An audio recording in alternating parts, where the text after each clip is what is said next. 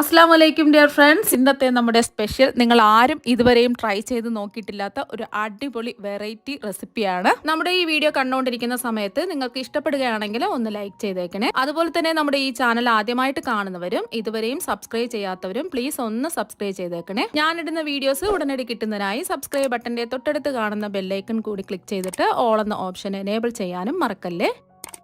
ഇന്നത്തെ നമ്മുടെ റെസിപ്പി എന്ന് പറയുന്നത് പച്ചപ്പപ്പായ വെച്ചിട്ട് ഒരു സ്പെഷ്യൽ സ്വീറ്റ് റെസിപ്പിയാണ്. വായിലിട്ടാൽ അലിഞ്ഞിറങ്ങുന്ന ഒരു പ്രത്യേക തരത്തിലുള്ള ഒരു മധുരത്തിന്റെ റെസിപ്പിയാണ്. അപ്പോൾ അതിന് വേണ്ടിയിട്ട് ഞാനിവിടെ 1 കിലോ പച്ചപ്പപ്പായാണ് എടുത്തിട്ടുള്ളത്. ഇനി ഇതിന്റെ പുറത്തുള്ള ആ തൊലിയെല്ലാം നമുക്കൊന്ന് ചെത്തി മാറ്റാം. ഇപ്പോൾ പപ്പായയുടെ തൊലിയെല്ലാം ചെത്തി മാറ്റിയതിന് ശേഷം രണ്ടായിട്ട് ഇതാ കട്ട് ചെയ്ത് എടുത്തിട്ടുണ്ട്. ഇനി ഇതിന്റെ ഉള്ളിലുള്ള ആ കറുത്ത കുരുവെല്ലാം നമുക്ക് മാറ്റാം. ഇതിന്റെ ഉള്ളിലെ കുരുവെല്ലാം എന്താ മാറ്റി നല്ലോണം ക്ലീൻ ചെയ്ത് അത് എടുത്തിട്ടുണ്ട്. അപ്പൊ ചില പപ്പായയിലൊന്നും കുരുവൊന്നും ഉണ്ടാവില്ല. അപ്പൊ ഇതിലിപ്പോ നിറച്ച് കുരു ഉണ്ടായിരുന്നു. അപ്പൊ ആ കുരുവെല്ലാം മാറ്റി നല്ലോണം എന്താ ക്ലീൻ ചെയ്ത് എടുത്തിട്ടുണ്ട്. ഇനി നീളത്തിലൊന്ന് കട്ട് ചെയ്തിട്ട് ചെറിയ ചെറിയ കഷ്ണങ്ങളായിട്ട് ഒന്ന് കട്ട് ചെയ്തെടുക്കാം. അപ്പൊ എല്ലാം എന്താ ചെറിയ കഷ്ണങ്ങളായിട്ട് കട്ട് ചെയ്തെടുത്തിട്ടുണ്ട്. ഇനി ഇത് 3-4 വെള്ളം ഒന്ന് കഴുകിയെടുക്കാം. കഴുകി വൃത്തിയാക്കി എടുത്ത പപ്പായ കഷ്ണങ്ങൾ ഒരു കുക്കറിലേക്ക് ഇട്ട് കൊടുക്കാം. ഇനി ഇതിലേക്ക് ഒരു 1/2 കപ്പ് വെള്ളം ഒഴിച്ചു കൊടുക്കും. ഒരുപാട് വെള്ളമൊന്നും ഒഴിക്കണ്ട, പപ്പായയിൽ നിന്നും വെള്ളം ഇറങ്ങി വരും. ഇനി ഇത് മൂടി വെച്ച് ഒന്ന് വേവിച്ചെടുക്കാം. ഫ്ലെയിം മീഡിയം ഫ്ലെയിം വെച്ച് കൊടുക്കാം. 2 വിസിൽ കേട്ടതിന് ശേഷം ഞാൻ ഫ്ലെയിം ഓഫാക്കി കൊടുത്തിട്ടുണ്ട്. ഇപ്പൊ ഇതിന്റെ ആവി മുഴുവനും ഇതാ പോയിട്ടുണ്ട്. ഇനി നമുക്കിതൊന്ന് തുറന്നു നോക്കാം. ഇപ്പൊ പപ്പായ എല്ലാം നല്ലോണം എന്താ വെന്ത് വന്നിട്ടുണ്ട്.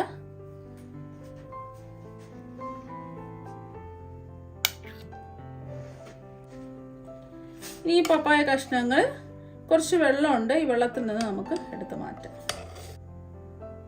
പപ്പായ കഷ്ണങ്ങളെല്ലാം വെള്ളത്തിൽ നിന്ന് മാറ്റിയിട്ടുണ്ട്. ഇനി കുക്കറിൽ കുറച്ച് വെള്ളമുണ്ട്, ഇത് കളയേണ്ട ആവശ്യമില്ല, നമുക്ക് ആവശ്യമുണ്ട്.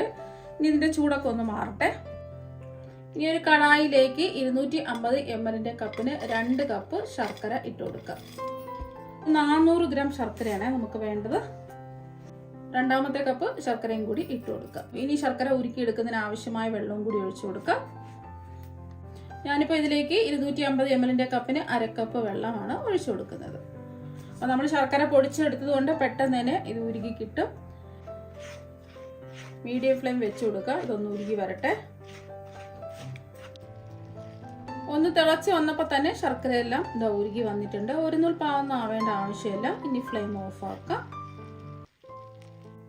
ഇപ്പൊ പപ്പായയുടെ ചൂടൊക്കെ നല്ലോണം മാറിയിട്ടുണ്ട്. ഇനി ചൂടൊക്കെ മാറിയ പപ്പായ കഷ്ണങ്ങൾ ഒരു മിക്സിയുടെ ജാറിലേക്ക് ഇട്ട് കൊടുക്കാം.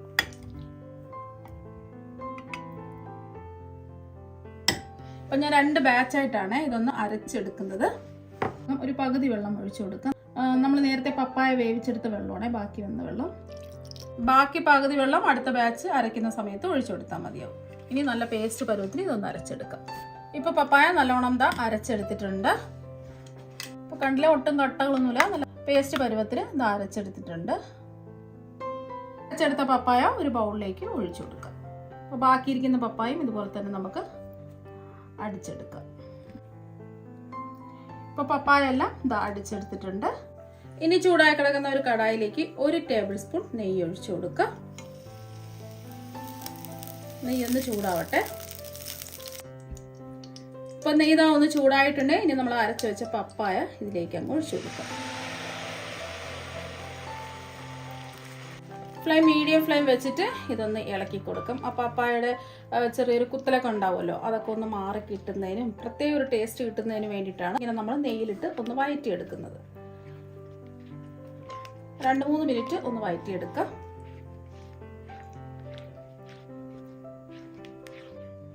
ഇപ്പോൾ 2 മിനിറ്റ് ഒന്ന് ഇളക്കി കൊടുത്തിട്ടുണ്ട്. ഈ ഒരു സമയം നമുക്ക് ശർക്കര പാനി ഒഴിച്ചു കൊടുക്കാം. നമ്മൾ ശർക്കര ഉരുക്കി വെച്ചതിന് ശേഷം ഒന്ന് അരിച്ച് വെച്ചിട്ടുള്ളതാണ്. അപ്പോൾ കല്ലും മണ്ണും ഉണ്ടെന്നുണ്ടെങ്കിൽ അരിച്ചിട്ട് വേണം ഇതിലേക്ക് ഒഴിച്ചു കൊടുക്കാനായിട്ട്. ഞാൻ ഉരുക്കിയെടുത്ത ഉടൻ ഒരു പാത്രത്തിലേക്ക് അരിച്ചൊഴിച്ച് വെച്ചിട്ടുണ്ടായിരുന്നു. കല്ലും മണ്ണും ഇല്ലാത്ത ശർക്കരയാണെന്നുണ്ടെങ്കിൽ നേരിട്ട് അങ്ങ് ഒഴിച്ചു കൊടുത്താൽ മതി.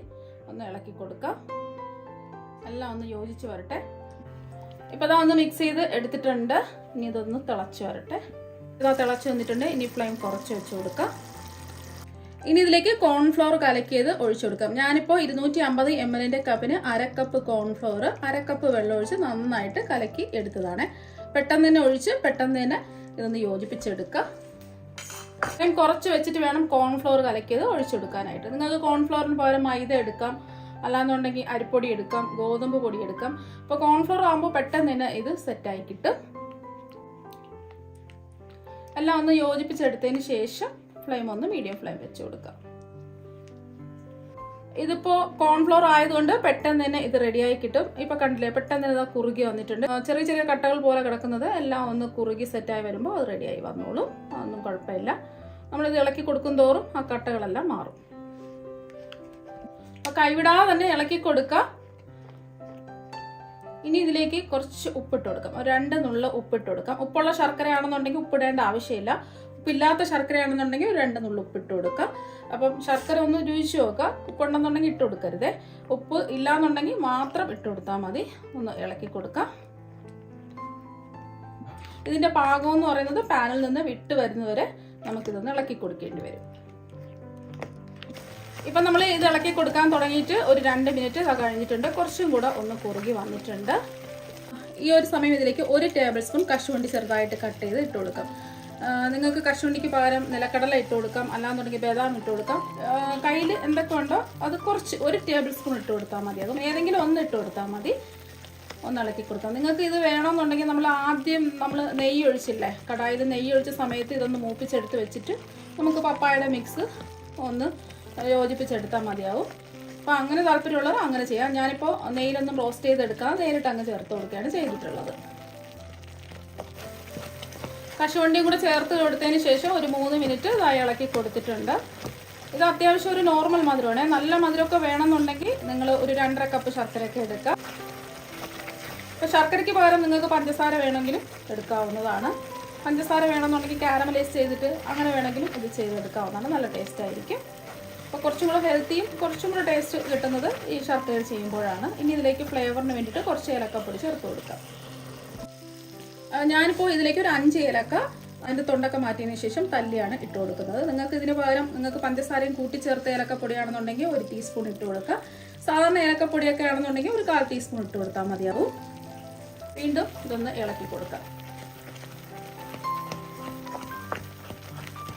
ഈ ഹൽവ നല്ല അടിപൊളി ടേസ്റ്റാണ്. ഇത് പച്ചപ്പപ്പായ കൊണ്ടാണ് ഈ ഹൽവ തയ്യാറാക്കിയതെന്ന് ആരും പറയില്ല. അത്രയ്ക്ക് അടിപൊളി ടേസ്റ്റാണ്. അപ്പോൾ ഒരു പ്രാവശ്യം നമ്മൾ ഉണ്ടാക്കി നോക്കുകയാണെന്നുണ്ടെങ്കിൽ വീണ്ടും വീണ്ടും ഉണ്ടാക്കി കഴിക്കാൻ തോന്നും. അപ്പോൾ നമ്മുടെ വീട്ടിലെല്ലാം എപ്പോഴും ഉള്ളതാണല്ലോ ഈ പപ്പായ. നമ്മളെ വീട്ടുമുറ്റത്തെല്ലാം ഉള്ളതാണ് ഈ പപ്പായ. അപ്പോൾ ഈ പപ്പായ വെച്ചിട്ട് നിങ്ങൾ ഒരു പ്രാവശ്യം ഇതുപോലെ ഒന്ന് ട്രൈ ചെയ്ത് നോക്കുക. ഏലക്കപ്പൊടി ചേർത്തതിന് ശേഷം വീണ്ടും ഒരു 2 മിനിറ്റും കൂടി ഇളക്കി കൊടുത്തിട്ടുണ്ട്. ഇനി ഇതിലേക്ക് ലാസ്റ്റിൽ നമുക്ക് 1 ടീസ്പൂൺ നെയ്യും കൂടി ഒഴിച്ചു കൊടുക്കാം.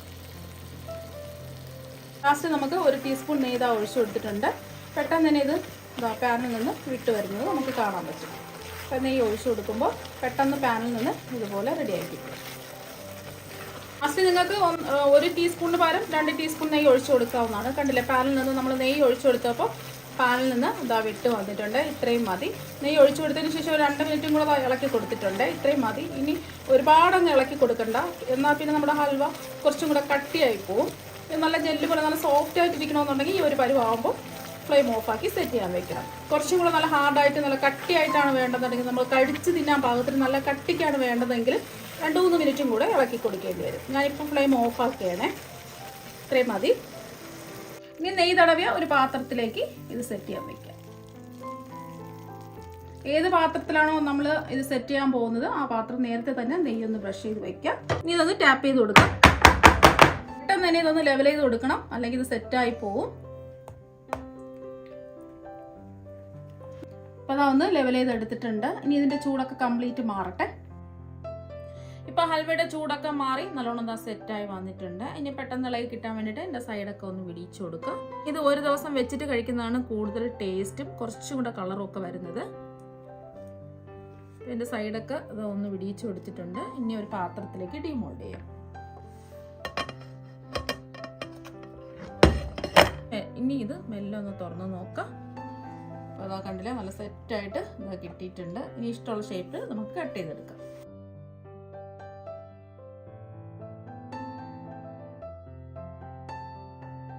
എല്ലാം കട്ട് ചെയ്തെടുത്തിട്ടുണ്ട്. ഇപ്പോൾ കട്ടയിൽ നിന്ന് ഇതാ ഒരു പീസ് എടുത്തിട്ടുണ്ട്. ഇപ്പോൾ കണ്ടില്ലേ, നല്ല ജെല്ലി പോലെയാണ് ഇരിക്കുന്നത്. നല്ല സോഫ്റ്റ് ആണ്. കഴിക്കാൻ വേണ്ടിയിട്ട് അടിപൊളി ടേസ്റ്റ്. അതിൽ പ്രത്യേകിച്ച് ഒരുപാട് നെയ്യിന്റെയോ തേങ്ങാപ്പാലിന്റെയോ ഒന്നും തന്നെ ആവശ്യമില്ല. നമ്മൾ 1 ടേബിൾ സ്പൂണും 1 ടീസ്പൂൺ നെയ്യ് മാത്രമല്ല ചേർത്ത് കൊടുത്തിട്ടുള്ളത്. നെയ്ക്ക് പകരം നിങ്ങൾക്ക് വെളിച്ചെണ്ണയിലും ചെയ്തെടുക്കാവുന്നതാണ്. നെയ്യിൽ ചെയ്തെടുക്കുമ്പോൾ കുറച്ചും കൂടെ ടേസ്റ്റ് കൂടുതൽ കിട്ടും. നമ്മൾ വെറുതെ പപ്പായൊക്കെ കളയുന്ന സമയത്ത് ഇതുപോലെ ഒരു പ്രാവശ്യം ഒന്ന് ട്രൈ ചെയ്ത് നോക്കുക. എന്തായാലും എല്ലാവർക്കും ഒരുപാട് ഇഷ്ടമാകും. ഇനി ഇതൊന്ന് മുറിച്ചും കൂടി കാണിച്ചു തരാം. അപ്പൊ നിങ്ങൾ എല്ലാവരും ഇതുപോലെ പച്ചപ്പപ്പായ വെച്ചിട്ട് ഹൽവ തയ്യാറാക്കി നോക്കുക.